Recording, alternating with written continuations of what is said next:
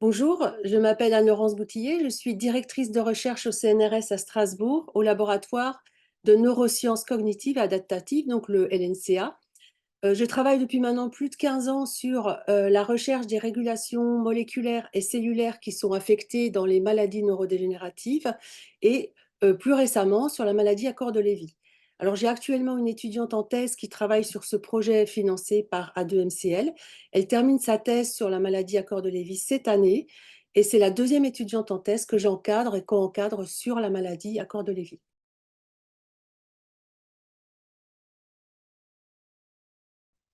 Une originalité de notre recherche est qu'elle porte sur les régulations particulières qui peuvent être modulées par l'environnement. Alors, ce sont les modifications qu'on appelle épigénétiques, c'est-à-dire au-dessus du génome, en fait, au-dessus des gènes. Elles contribuent au développement et elles apportent la spécification cellulaire. C'est en fait, une fois que les cellules sont matures et qu'elles sont différenciées, c'est-à-dire dans le cerveau mature, ces modifications épigénétiques, elles vont contribuer, en plus de maintenir le phénotype cellulaire, hein, au moment de la différenciation, une cellule, on a tous la même cellule au départ, mais elle va donner soit un neurone, soit une cellule musculaire, etc., des phénotypes différents.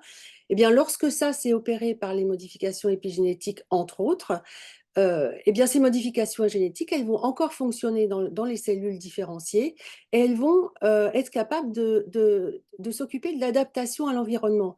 Alors ça, c'est quelque chose de très important parce qu'elles vont permettre l'adaptation cellulaire en réponse à l'environnement cellulaire et moléculaire, comme on imagine que cela va être le cas dans une maladie neurodégénérative, par exemple, avec la présence d'un facteur de risque comme APOE, par exemple, ou du vieillissement. Mais ces modifications épigénétiques, elles vont aussi répondre à l'environnement qu'on appelle plus large, c'est-à-dire à l'extérieur. Alors, elles pourront être changées, par exemple, par des expériences que l'on vit, qu'elles soient délétères, comme par exemple la pollution environnementale, ou le fait de prendre des drogues, mais elles répondent aussi à des changements qui peuvent être bénéfiques, comme par exemple faire de l'exercice ou augmenter la sociabilité. Donc c'est vraiment important de comprendre ce concept de modification épigénétique parce qu'ils vont permettre une adaptation de la cellule à son environnement. Et cela pourra avoir des répercussions, effectivement, dans le cas de maladies neurodégénératives. Donc c'est important de noter que ces modifications épigénétiques sont réversibles et l'on va pouvoir, lorsqu'on les connaît, lorsqu'on les a décryptées, eh bien on va pouvoir impacter aussi sur ces modifications, probablement de façon pharmacologique.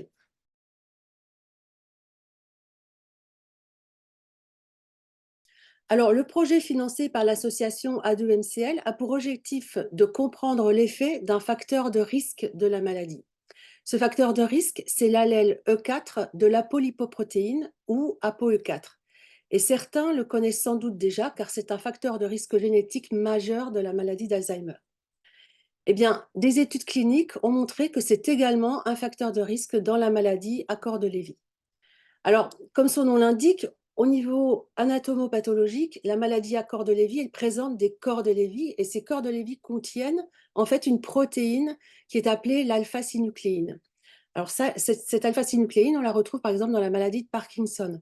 Et par contre, ce n'est pas le cas de la maladie d'Alzheimer, qui, elle, est caractérisée par des dégénérescences fibrillaires, composées de taux phosphorylés, et d'agrégats amyloïdes, de plaques amyloïdes.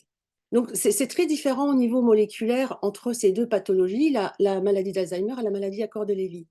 Mais les agrégats de synucléine dans la maladie à corps de Lévy ou les agrégats d'amyloïdes et de tau dans la maladie d'Alzheimer touchent une structure similaire dans le cerveau, entre autres, qui est l'hippocampe. Et cette structure, l'hippocampe, est importante dans les mécanismes de mémoire. Alors ces pathologies, du coup, présentent à certains stades pathologiques des déficits cognitifs assez similaires. Et c'est difficile de les diagnostiquer au stade précoce. Donc c'est ce que nous essayons de comprendre, eh bien, c'est comment l'ApoE4 interagit avec l'alpha-synucléine, donc dans la maladie à corps de Lévy, alors qu'elle est aussi un risque majeur dans des pathologies où on retrouve tau et les plaques amyloïdes, et comment elle aggrave la progression de cette synucléonopathie, notamment au niveau de l'hippocampe.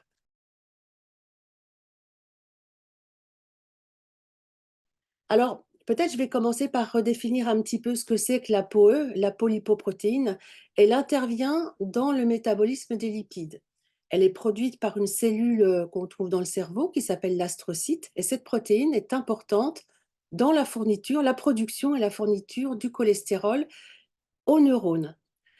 Le cholestérol, il est prépondérant, hein, c'est une molécule qu'on trouve beaucoup dans le cerveau. Entre autres, on le retrouve dans toutes les membranes cellulaires, en fait. Et le neurone, il en a besoin comme toutes les autres cellules. Et s'il est capable d'en produire lui-même, donc du cholestérol, ça lui prend beaucoup, beaucoup d'énergie et il en a besoin pour exercer sa fonction normale de transmission de l'information nerveuse. Donc, il a besoin de cette énergie. Il ne peut pas passer trop d'énergie à produire le cholestérol. Donc, quand le cerveau est mature, en fait, les neurones, ils se font plutôt livrer le cholestérol qui, lui, est produit et généré par l'astrocyte. Donc, c'est la relation astrocyte-neurone. L'astrocyte produit le cholestérol et le fournit aux neurones. Eh bien, la polypoprotéine, elle fait partie des mécanismes qui régulent ces processus. Donc, un astrocyte qui porte l'allèle ApoE4, donc ce facteur de risque, eh bien, il sera moins performant dans cette fonction. Et ça, c'est problématique. Et de plus, dans les maladies neurodégénératives, les astrocytes ne vont pas bien, ce qui amplifie le problème lié aux échanges entre les neurones et les astrocytes.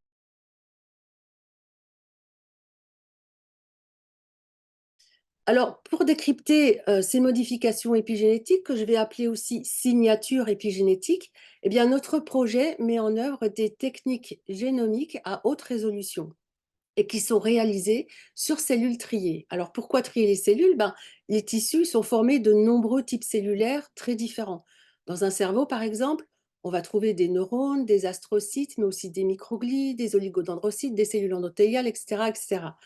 Donc, dans ce projet, ce que nous allons apporter, ce sont des informations sur des cellules bien précises, car toutes les cellules n'ont pas une réponse similaire en fait face aux différentes conditions, que les conditions soient physiologiques ou pathologiques, ou face au vieillissement, ou même face aux facteurs de risque. En fait, les cellules vont répondre différemment si c'est un neurone ou un astrocyte.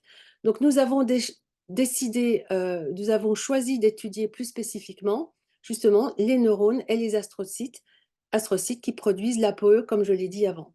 Donc la difficulté, c'est qu'une fois qu'on a trié ces cellules, nous avons un petit nombre de cellules, on ne les a pas en grande quantité et sur lesquelles il va falloir travailler. Et nous devons adapter les techniques de décryptage génomique sur ce petit nombre de cellules. Donc c'est ce que nous avons fait au laboratoire. Nous sommes spécialisés dans cette voie. Et ensuite, il faut un savoir-faire pour pouvoir lire et interpréter tous ces résultats de séquençage de l'ADN, puisqu'à la fin, on va séquencer l'ADN. Et en fait, bien sûr, il faut ensuite faire des validations. Donc, notre approche est cellule spécifique et à l'échelle de tout le génome. Et il y a encore peu de laboratoires en France qui réalisent ce type d'études dans le cadre des maladies neurodégénératives. Et nous sommes les seuls à appliquer ces recherches dans la maladie à corps de Lévy. Donc, en quelque sorte, nous allons avoir trois groupes d'études. Le premier, c'est en présence de l'allèle ApoE4, savoir que fait le facteur de risque seul, lorsqu'il est exprimé seul. Ensuite, nous aurons un groupe où nous étudierons que fait l'alpha-synucléine, donc l'alpha-synucléine qui va mimer en fait ce que l'on observe chez le patient qui a une maladie à corps de Lévy. Et finalement, on va comparer ça au groupe qui va avoir la présence de l'allèle ApoE4 et de l'alpha-synucléine sous forme de fibrille, c'est-à-dire un patient qui a la maladie à corps de Lévy et qui a le facteur de risque ApoE4.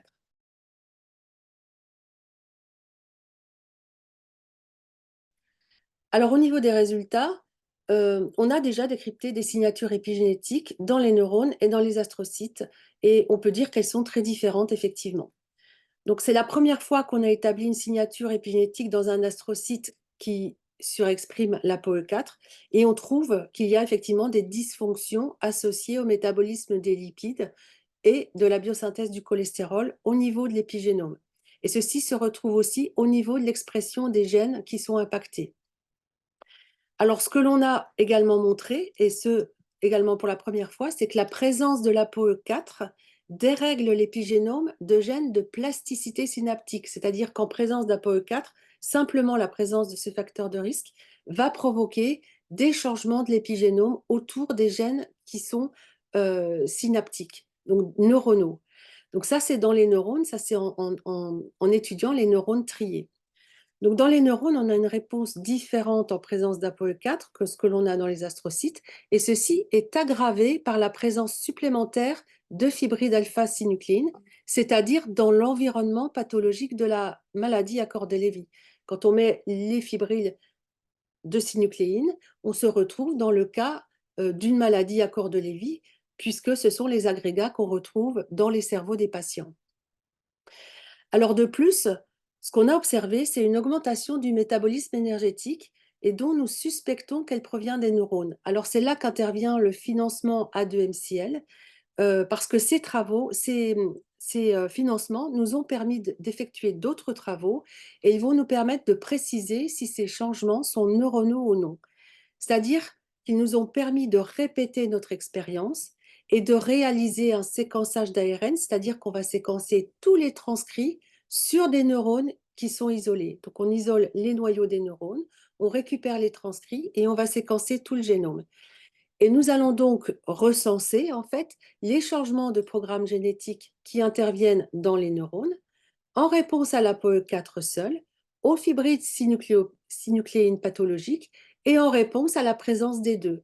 Donc ça équivaut à rechercher en condition ApoE4 là où les patients porteraient juste l'allèle E4 qui est le facteur de risque, soit en présence de fibrilles pathologiques, c'est-à-dire un patient à maladie à corps de Lévy, soit en présence des deux, c'est-à-dire un patient qui a la maladie à corps de Lévy et qui en plus a le facteur de risque ApoE4.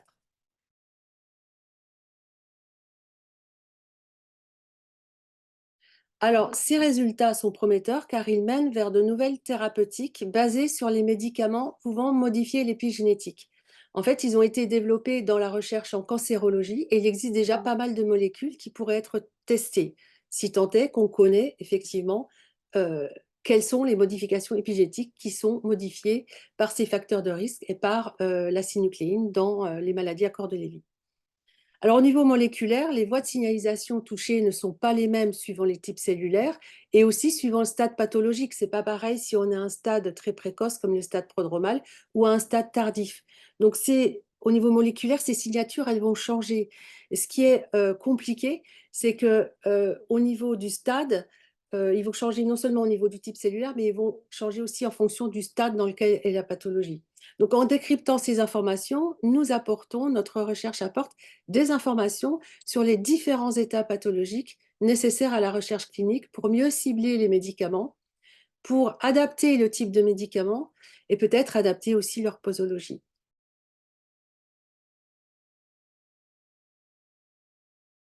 Alors, j'aimerais vraiment remercier les patients et les aidants, mais aussi beaucoup les patients pour tout ce soutien à la recherche, parce que la recherche, elle est vraiment importante pour pouvoir comprendre ces mécanismes complexes.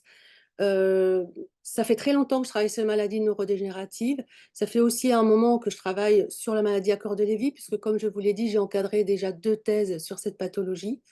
Et il se trouve que mon papa est décédé de la maladie à corps de Lévy en 2020, donc juste avant le Covid. Et ceci a renforcé mon intérêt pour cette pathologie aussi, parce que je le regardais et je me disais, mais que c'est difficile. On fait de la recherche avec des animaux, on fait de la recherche voilà, sur des cellules, on fait de la recherche avec des molécules, mais à chaque fois, c'est un pas. Et même si c'est un petit pas, c'est quand même un pas qui va aider à la clinique. Donc, voilà, je voulais dire que c'était vraiment super important et que je comprends vraiment que la maladie est complexe pour l'avoir vécue dans ma famille proche. Et c'est vraiment un soutien qui est vraiment incroyablement important pour nous chercheurs au laboratoire et dans nos dialogues avec les cliniciens avec qui je collabore aussi sur Strasbourg. Voilà, je vous remercie. Je terminerai en remerciant l'association A2MCL qui nous a soutenus et qui a choisi notre projet pour le financer. Merci beaucoup.